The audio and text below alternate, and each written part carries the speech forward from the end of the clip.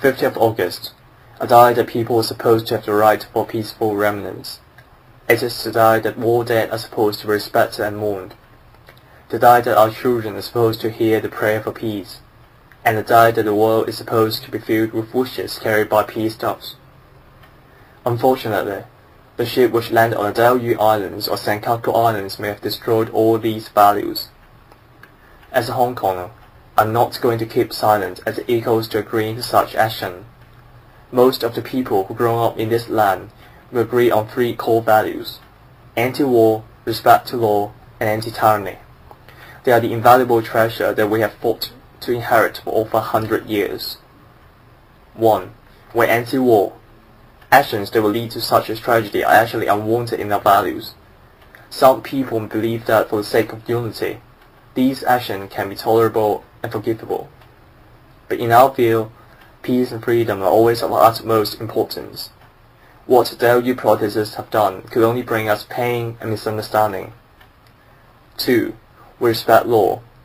We respect laws and regulations established by the United Nations, so we are willing to follow judgment made by the UN regarding whoever owns the Diaoyu Islands or Senkaku Islands in the end. And what have the Diaoyu protesters done?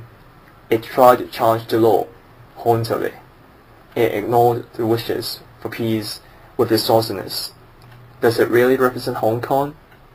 While those men were waving the 5-star red flag, the fact is, this flag has never existed in our relentless protest against the government. Are they really taking actions in line with Hong Kong's core values? Who did they really represent for? The answer will never be the general public of Hong Kong who ask for no war, no tyranny, and respect to law. 3. We are not a friend of communists. The Hong Kong media, which is under heavy influence from the Beijing authority, always stressed the message that Hong Kongers love the People's Republic of China. We, Hong Kongers, do love traditional Chinese culture, but it is never for the Chinese regime which keeps destroying its culture and peace. The 2 red flags hoisted everywhere on our land is always the thorn in our heart. On Shenzhen Kinambi, the landing was by all means provocative. Although the ship started its trip from Hong Kong, its action and objective remain doubtful and controversial in many Hong Kongers' minds. So we are desperate to let our friends know our thoughts. 1. To the Taiwanese. Most of the men on the ship were waving the 5-star red flag and sang the national anthem of the People's Republic of China to show their supremacy over the land. Some people purposely suggest Hong Kong patriotism to China.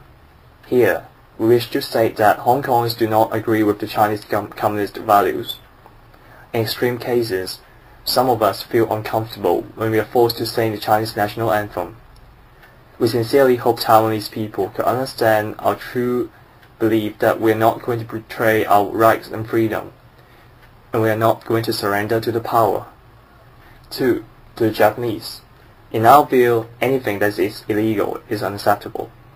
While we feel sorry about the protesters' action of breaking Japanese law, it is a miserable and undeniable fact that some of them are citizens of Hong Kong. With respect to law and justice, we do not oppose submitting the issue to the United Nations. We disagree with any barbarous actions, and we sincerely hope our friends can understand that Hong Kong is not an enemy of Japan. 3. To the world.